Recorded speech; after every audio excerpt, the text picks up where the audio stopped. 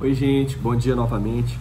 Agora nós vamos conversar nessa conversa de hoje, nesse vídeo de hoje, a respeito do poder constituinte derivado, né? Então já falamos um pouquinho sobre o poder constituinte originário, sobre o poder constituinte difuso, agora vamos para o poder constituinte derivado. Eu preferi, para que a gente possa conseguir levar essas informações de uma maneira mais tranquila para vocês, dividir a fala sobre poder constituinte derivado. Então, nesse primeiro vídeo sobre esse tema, nós vamos tratar do conceito, das espécies, das características desse poder, tá?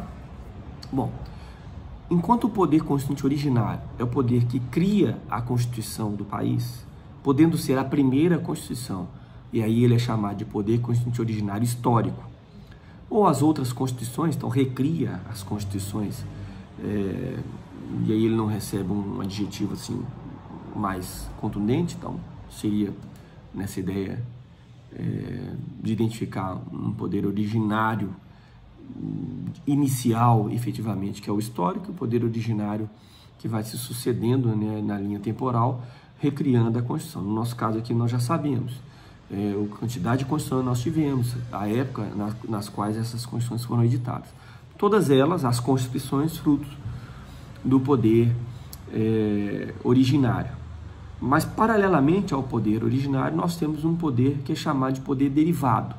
Existem outros nomes para o poder derivado. Ele pode ser chamado de poder difuso, de poder remanescente, de poder limitado, né? De poder instituído. Então, você tem alguns outros nomes para o chamado poder constituinte derivado. A doutrina, às vezes, aborda, a própria jurisprudência dá vários nomes à mesma coisa. É bom que a gente saiba pelo menos alguns. Esse poder é o poder que tem a capacidade de alterar o texto da Constituição. A bem da verdade, nós temos 3 espécies de poder constituinte derivado no nosso sistema.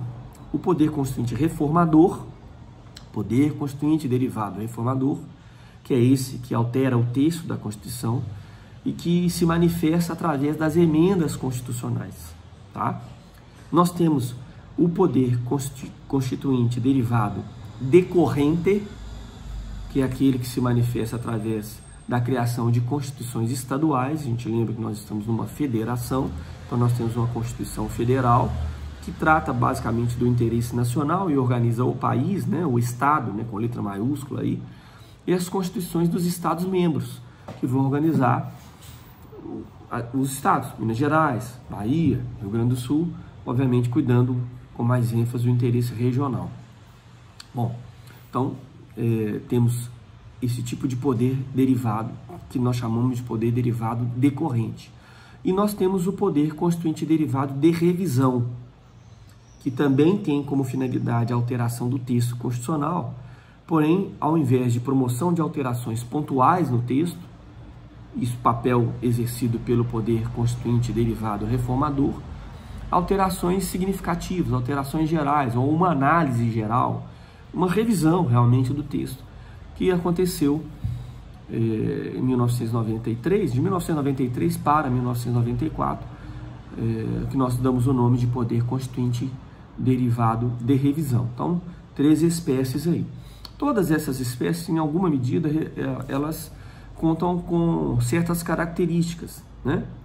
Então, nós podemos dizer que o poder constituinte derivado, ele tem como características ser limitado, ser condicionado, obviamente ser secundário, se tratar de um poder de direito e não de um poder de fato, ou de um poder suprapositivo, como a jurisprudência do Supremo Tribunal Federal já se referiu às manifestações do poder originário.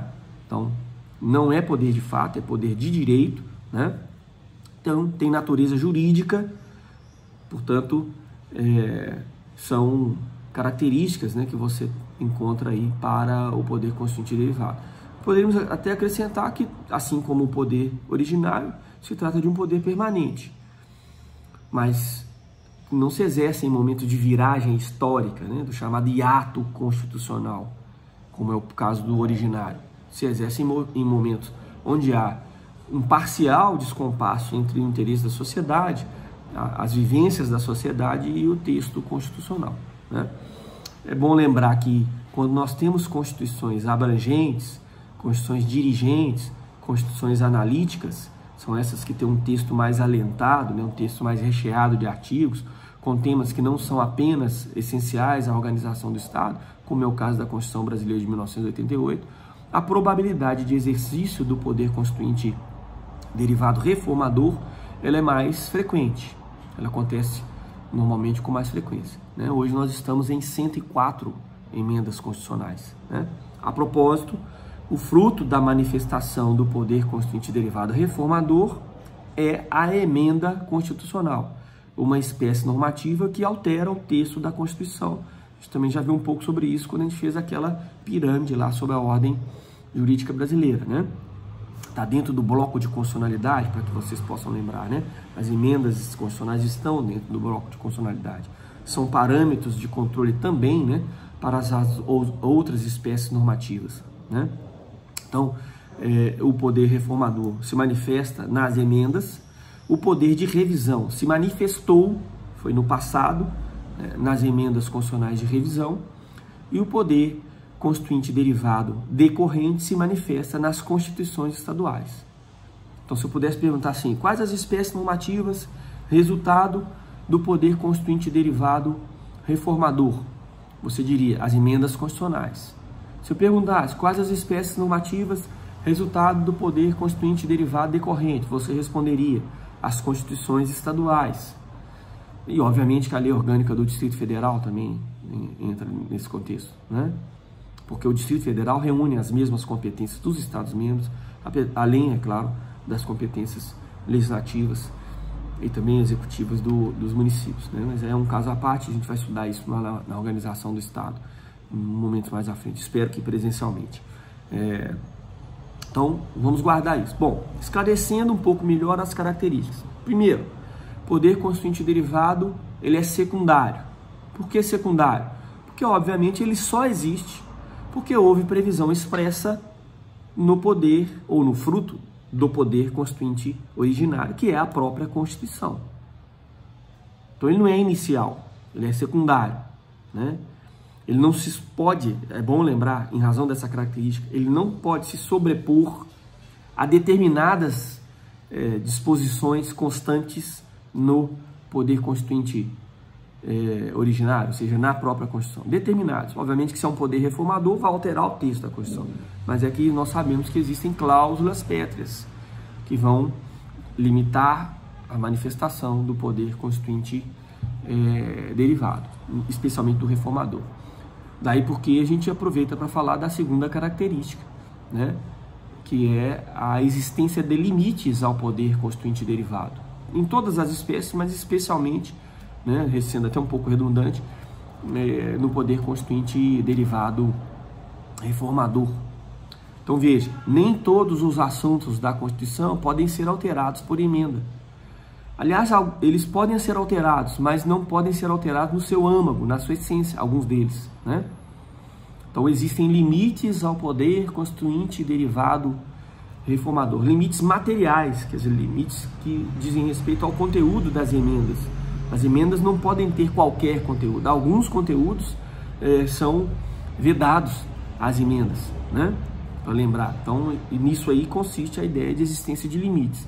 Lembra que esses limites são focados em limites jurídicos, né? Quando eu digo que o poder constituinte originário é ilimitado, estou falando de limites jurídicos da ordem jurídica antecedente.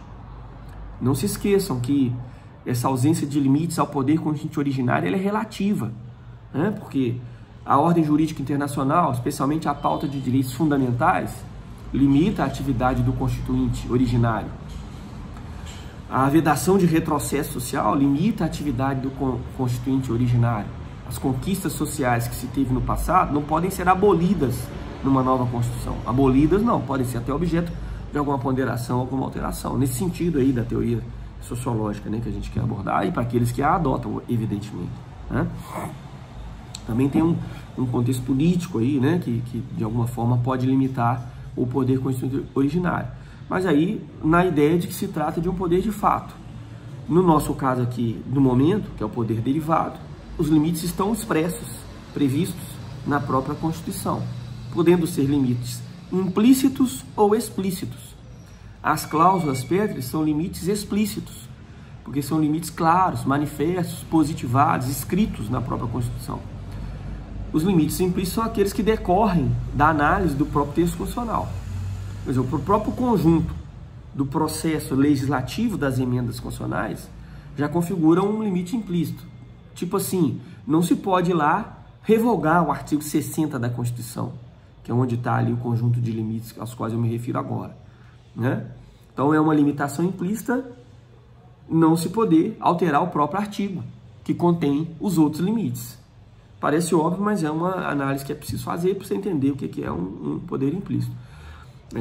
Uma limitação implícita. Também é uma limitação implícita ao poder constituinte derivado, especialmente ao reformador, a própria titularidade do poder constituinte. Não está escrito em lugar nenhum da Constituição que o titular do poder constituinte, seja ele originário ou derivado, é o povo. Isso é fruto de uma análise, né, ao longo do tempo, provinda da teoria do direito constitucional, né?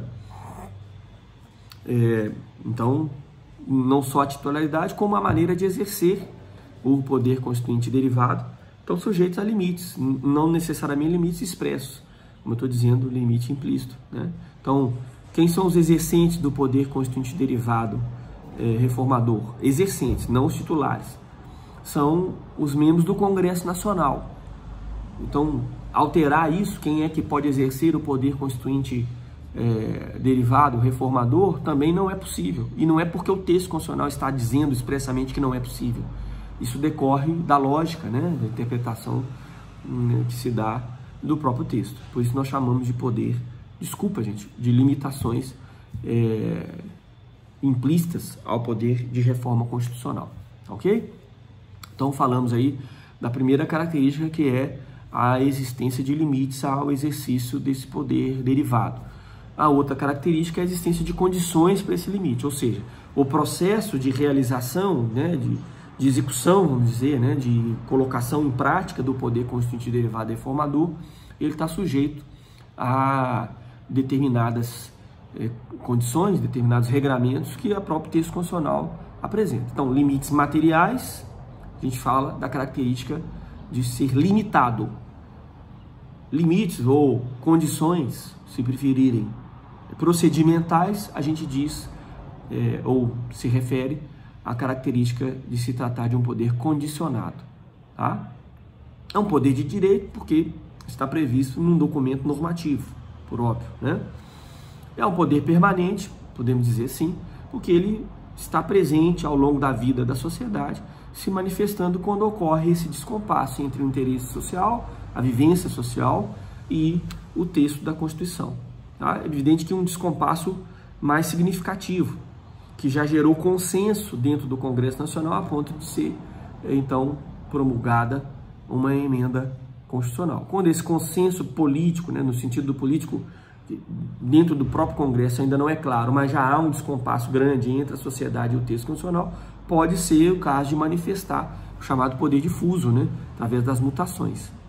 Então, eu queria aproveitar esse primeiro vídeo, né, falando das características do poder reformador, para acrescentar uma informação que vai ser útil para ligar com os outros poderes constituintes, né, que é o conceito de hiato constitucional.